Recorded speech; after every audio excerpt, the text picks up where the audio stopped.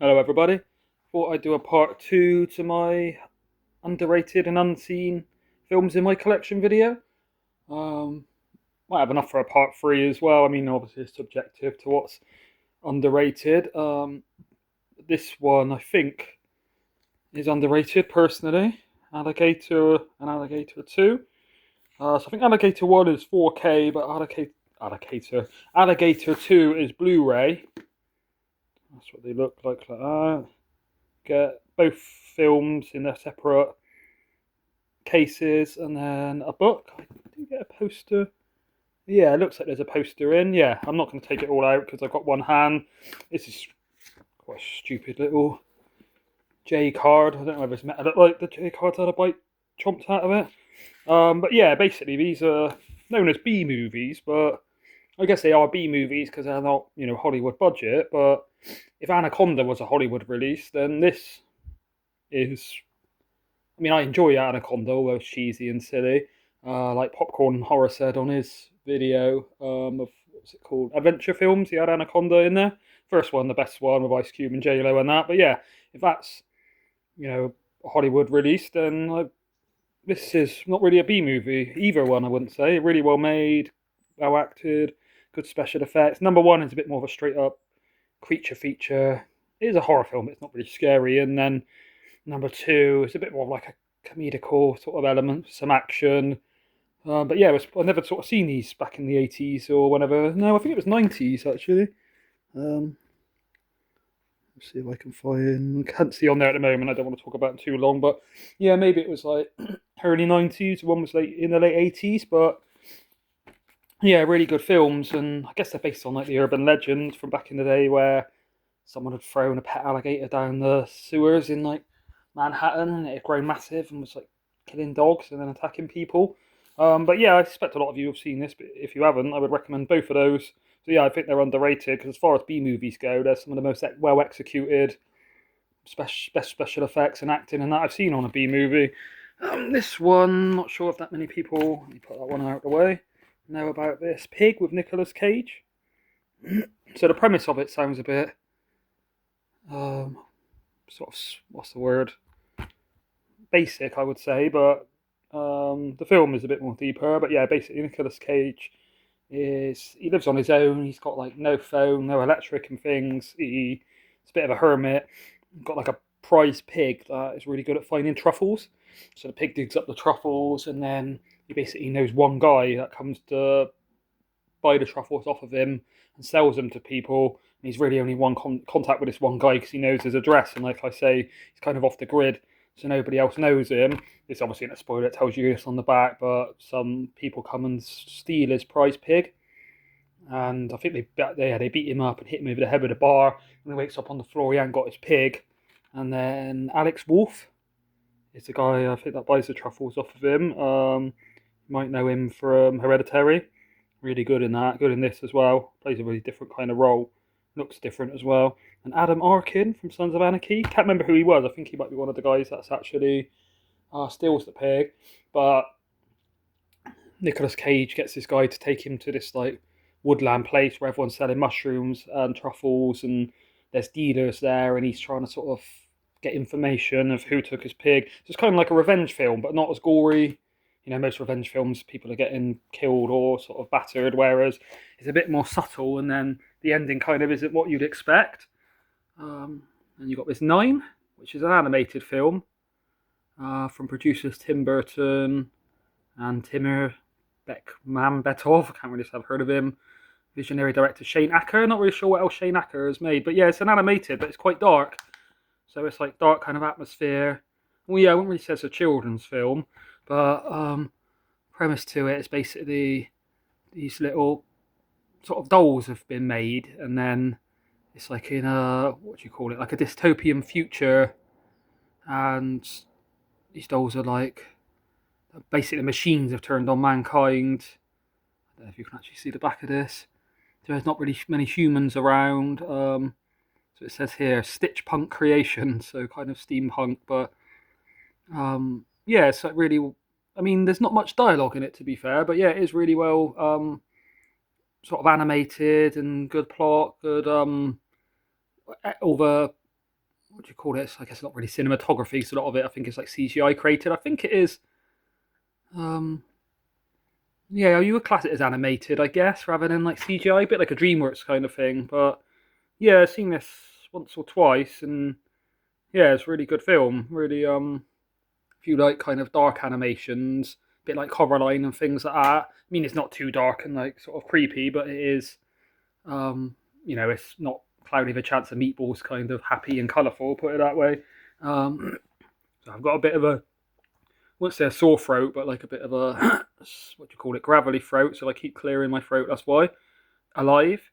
Not sure. I mean, I don't know if this is underrated. I think back in the day this did quite well, but most people I speak to nowadays have never heard of it, and it's based on a true story. I think they say, and this isn't a spoiler alert because this is one of the main premises of the film. But basically, there's like a, does it tell you on the back? I think they're Argentinian, like a Southern American or South American, should I say, American football team. And they're on an aeroplane to go to a match, and then the aeroplane goes down in the Andes Mountains, and they're waiting for rescue. And again, this isn't really a spoiler, but there's kind of elements of will they have to eat each other to survive, and they're living in the kind of aeroplane as a shelter, but obviously they're freezing, and they're like digging up ice to make water. And then they go on an expedition to find help, and there's an avalanche, and then there's a bit when all the ice falls through beneath them. So quite action packed, quite well made, not really sort of gory in that. Yeah, I think it might be a Richard Donner film. Let's see. Oh no, Frank Marshall. Oh, so you probably know him from other things. And you've got Female Trouble. This is a John Waters film. Obviously not as well known as Pink Flamingos, but I would say it's as trashy, really funny, over the top sort of stupid characters. I mean, I don't think everyone's going to like this. Some people will probably watch it and be like, what the hell is this? If it's not kind of your humour and you're not used to sort of low budget and, to be fair, bad acting, but the bad acting kind of works in this. Obviously, it's got Divine in it, who's like an icon through sort of trans actors and things. Yeah, there's loads of really funny bits in this. One of my favourite characters is called she's called Taffy. Yeah, does it tell you on the back? The Mink Style is funny in it. Basically, it's got all the same cast as most of his films. So if you've seen Pink Flamingos or what's it called, Pecker, ones like that, then you probably know John Waters' kind of style. But yeah, I think this is one of well, probably my favourite John Waters film, and one of the most sort of underrated, I would think. Got The Innkeepers. So this is one of the better haunted. Well, I say haunted house. It's actually a hotel. It's based on a real inn. Does it tell me on the back? Let me just have a quick look. It's obviously by Ty West, but one of Ty West's more sort of unknown ones. Obviously, it's a long time before he did like the X trilogy of Maxine, X, and Pearl. I haven't seen Maxine. No, sorry. Yeah, I haven't seen Maxine yet, but I've seen Pearl and X, and they're both really good, especially Pearl. But yeah, he's done a few like House of the Devil and a bit more of a slow burner. Yeah, it's got quite a limited cast. There's only a few people, so basically the hotel is about to shut down. 2 people are working overnight. See if I can find the woman's name. Really attractive woman in this is the same woman out of the remake of I Spit on Your Grave, I'm pretty sure. Yeah, I'm thinking I Spit on Your Grave. Let me just quickly see if I can see her name. Sarah Paxton. Yeah, she's a really good actress and nice on the eye. And yes, it's creepy, but kind of in a believable way. There's like one really good jump scare. But yeah, I mean, I enjoy sort of ghost films, although I don't really believe in ghosts. I can obviously suspend disbelief, and for me, it's more about the atmosphere and the filmmaking that makes it good. But yeah, I was thinking of when a few of us did the double features, films that had to play together of doing this and The Shining, because they're both sort of set in hotels. But I mean, this is good. It does pale in significance to The Shining, but I'd say it's the best. Oh, and 1408 as well with John Cusack and Samuel L. Jackson. It's based on a Stephen King book. That one's like set in a hotel. But yeah, I'd say this is probably prefer that to 1408. To be fair, Splinter, if you're into your creature features. So this is really good. Again, this isn't really a spoiler. I always say this each time. I try not to give spoilers, but just in case anyone worries that I've spoiled it, this is stuff it sort of says on the back, the blurb, whatever you call it, the synopsis. So basically, it's like a kind of infection where you can get cut or bit, or anything by this kind of creature. It's like got spikes all over it, and it's sort of what's the word? Amorphous, so it can sort of change into different things. And if it was to say scratch you, some of the little splinters get under your skin and get infected, and then spikes will start growing out your hand, but in a real painful way. And yeah, there's a bit in the gas station, which is a really tense scene, really good special effect. Yeah, I was surprised at this. I think this is quite unknown. As I say, this is one of the best sort of made tight kind of thriller horrors I've seen in like the last sort of 20 years or so, in my opinion. Some people might not agree, but yeah, it's good acting all round, good special effects, good atmosphere, good music. Quite a budget, it looks like, considering it's not that well known a film. Some really sort of, I find in horror films the stuff where someone gets chopped in half, you can imagine it hurts, but you can't really relate to that. Whereas obviously somebody gets like their fingernail broke off backwards, or a pin like put really slowly into their eye. That's a kind of pain well, maybe not the eye bit, but that you've experienced. So you can sort of, so I squirm anything to do with fingernails, like fingernails getting broken off backwards, or someone getting dragged along the floor and their fingernails are peeling off. Or a bit in Silence of the Lambs when you see all the fingernails in the well, where the victims have tried to get out from Buffalo Bill before they rub the lotion on their skin. All that kind of really makes me cringe. So this bits when the splinters go into people's flesh and under their fingernails, yeah, there's some real sort of cringy kind of, not high gore, but very effective. Storm Warning. This is the Extreme Edition. I didn't know it was a director of Urban Legend. I don't really know who he is. Urban Legend is actually quite good for those poppy kind of, other than Scream and I Know What He Did Last Summer. They're three of the sort of better, and Final Destination. I haven't seen all of those kind of 90s teen slashery kind of films. I don't know what year. Let me see if it tells me on the back. Can't see it off the top of my head. I don't want to look for too long, but basically they're out on like a boating trip. They go to a bay and as darkness sets in, they get like what's the word? Shipwreck. Well, not shipwreck, but they basically have to stay on an island. And then there's people there attacking them. They have to take revenge. Again, this isn't a spoiler. There's some really good bits where they set these really elaborate traps in this like boathouse for the villains. So yeah, it's kind of basically like a group of men just trying to chase this couple around and slaughter them. There is more to the premise of why they're chasing them and why the people are there. It's kind of quite set up well. But yeah, when again Popcorn and Horror did his what do you call them? Not expedition, sort of adventure films like Anaconda he had in there, and what's it called, Paradise Lost and things, that people sort of and Descent going caving. I think this kind of is one of those sort of films. And then you've got The Burrowers. So this is one I mentioned to Sammy G's World of Cinema.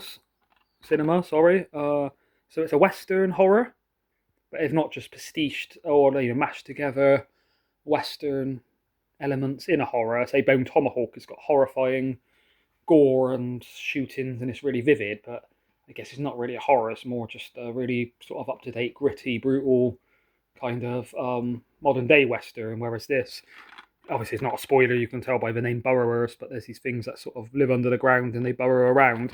And then it is set in, I guess, 1879 in Dakota.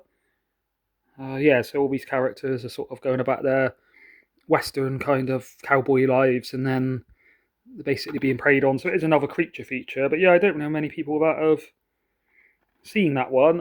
It says on the top, best creature feature since The Thing. I don't know if I'd agree with that, but it is among maybe my 10 sort of favourites creature features. A really slept on film, I think. Then you've got Altered, from the director of the Blair Witch Project, although this is not found footage, but so yeah, it tells you this on the back again, so no spoilers, but basically a bunch of guys think they've been abducted, and unlike other alien films like Signs or Alien or Aliens, where sort of thick action with the aliens, all the aliens are invading Earth in like War of the Worlds and Independence Day, it's more of like a, what do you call it, like insular kind of film where basically these guys have been abducted, they live in the forest, and then one of them rings the other one. I think he turns up at their door banging real loud, and their wife gets angry, and they're like, what the hell's going on? It better be good.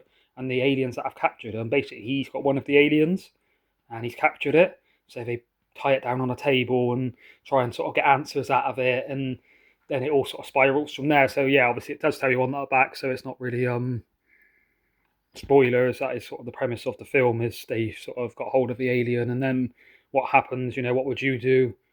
Would you bring yourself to like torture the alien, revenge, or would you try and find answers from a creature you can't communicate with? And it's obviously the chance that it can get loose, or it can call for more aliens to come for backup. And yeah, the alien actually looks really good, sort of creature effects in it. Quite a slow burn, kind of really dark sort of film. I'll try and speed up because I know all my videos end up being about 20 minutes long, so I appreciate people watching these long videos. You obviously got good attention spans. So you've got Street Trash.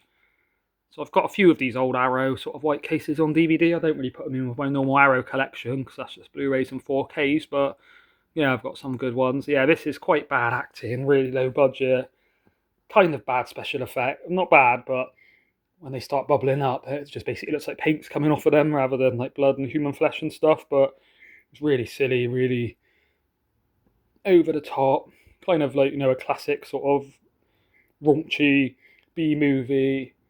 But yeah, for what the actor has to work with, he makes an entertaining film. Put it that way. And there's a few scenes where there's just insane stuff going on. But yeah, basically it's like a guy finds this booze in his basement. He works in an off license called Viper, and it's like gone out of date. So he sells it to these like hobo kind of guys real cheap, and then they drink it. And then as they're drinking it, their insides start bubbling and their flesh starts melting off, and then there's like basically this like homeless colony, and they're all like fighting each other and dying. Mysterious Skin, quite a deep sort of heavy film. This is more of a drama. I mean, I tried to choose a few with the animation and sort of dramas and family, and not just all go for horror like I usually do, just because I think there are more unknown, underrated horror films or even sci-fi than there is dramas. As if you're thinking of say action films, most action films are famous for a reason because they're good, and if they're not, then there's probably a few hidden gems out there. But anyway, this I think it's Joseph Gordon-Levitt's first film that I've known of him in. He's very young in this. So yeah, it's quite a dark sort of premise. I don't know what it tells you on the back. So I won't. Brady Corbett. I think maybe he went on to be in the American remake of what's it called? The Michael Haneke film. I don't remember it, and I'll remember it in a bit, and I'll come back with that. But so this is a bit sort of about childhood trauma and abuse, and the sort of boys think they've been abducted by aliens, but you don't know if they're blocking it out. And Joseph Gordon-Levitt's character, he's basically had a harsh upbringing, and he's like a sort of male prostitute, and he puts himself in dangerous situations. So yeah, I guess it's kind of a bit of like an LGBTQ kind of movie, but yeah, quite powerful sort of stuff, really good dialogue, good acting, yeah, really well made film. And yeah, that was the sort of first time I'd ever seen of Joseph Gordon-Levitt, and now he's gone on to be in like Batman and blockbusters. You got Necromantia. A lot of people compare this to Hellraiser. It's kind of a similar vibe, and there is sort of hell aspects. Not as good as Hellraiser, but yeah, I think it's not a brilliant film. But you think how many, the sort of saturation of the market of so many horror films that were just average or crap, that they just sort of get slept on, whereas amongst all of those that you might not have heard of, or that are sort of creature features on quite a low budget, this is one of the better ones that I've seen. And there's this like creepy pig man in it called Mr. Skinny, and basically a guy who's trying to care for his disabled brother, and then someone uses a Ouija board to try and bring their like dead girlfriend back or something. So I won't go into the plot too much because it was a bit spoilerish other than the sort of premise. But yeah, there's sort of creepy hell dimension involved. So I think that's where it gets the Hellraiser comparisons, directed by Piri Tio. Not really seen anything else by him. Right, last couple now. Return to Oz. So I know I was talking to Sammy G about this one. This is nothing like the original Oz. It's a lot sort of creepier. It's really a kid's film, but it's got a very dark kind of atmosphere to it. It's got Fairuza Balk when she was young. I don't know if it does show her, I assume, in a little bit on the left, that little girl there. So she went on to be in, I think, American History X and The Craft and a few things like that. But yeah, when I was a kid, this really used to scare me. I did a video of like films that scared me as a child, and there's these, don't show them on here I don't think, but these creepy guys called the Wheelers, and they've got like inline skates on their hands and their feet, and then like a face on top of a helmet on their head. So when they're skating with their face looking down, it looks like they've got a monster's face, but when they lift it up, they kind of a bit like Harlequins or like clowns, and they're chasing Dorothy around. They used to creep me out, but the main bit that creeped me out was, does it show her here? Yeah, I think so. Queen Mombi. So basically, she's a queen that lives in this like palace, and then she's kind of got a museum of all these different women's heads, and she can change a woman's head to like depending on her mood to like a prettier one or whatever. And then she's got no head on, and Dorothy's trying to escape. And all the heads wake up and they're all screaming in their cases, and then she puts the head on and starts chasing her. And yeah, there was something about that scene when I was a kid that used to really creep me out. And then I think my sister was scared of there's a bit with this like giant moose, like a moose's head stuffed on the wall, and they attach it to like a bed with wings and that, and make it into a flying thing to get away from the, what are they called? The flying monkeys? I guess they were in the original Oz, but yeah, very, very different to the original Wizard of Oz. A darker tone, but still a kids' film. But yeah, I think that's a step. I don't think that's on, like Sammy G said, I don't think that's on Blu-ray or 4K or anything yet. But so I got it on DVD. But yeah, I obviously watched it as a kid. Watched it for the first time, say 7 years ago when I got it, and still enjoyed it. To be fair. And then last one, I won't go too much. I've spoke about this before. I think I spoke about this on the Double Bills one, where I had this with Dream Demon. It's like Dream Films. But yeah, it's a British-made film. Bernard Rose, who makes Candyman, really well acted in that. Good atmosphere. Basically, some girl's like a lucid dreamer, and then in the dream, she keeps on seeing this man coming to her door, and you don't know if there's something to it, and it's like her real dad that's left, trauma from that, or whether someone is really trying to link to reality through her dreams and sort of come through like a doorway or something. And then she finds this boy. Again, this isn't a spoiler. Who's trapped up in this sort of window of a house in his dream, and he can't leave. And then there's this like paper house where it's real creepy inside, and this sort of unknown man keeps on coming and knocking the door and trying to get in and things. So kind of like a thriller more than a horror. But yeah, so that's a few more underrated ones or sort of unknown ones. So hopefully that might give some of you some recommendations of films you might not have heard of, or ones you have heard of and don't really know much about. So yeah, I'd recommend viewing all of these. Obviously, it's my personal taste, like I said in the first film, so you might not agree, but some of them, like Mysterious Skin, for instance, is just an all-round well-made film. I can't see anybody could say that's not a good film, whereas with, some of these more B movies like Necromentia might not be to everybody's taste, but might do another video, might record it later. I've been rearranging my collection, so I found a few more of my steelbooks. So I'm not a massive collector of steelbooks, but there's a few films out there like The Thing and E.T.,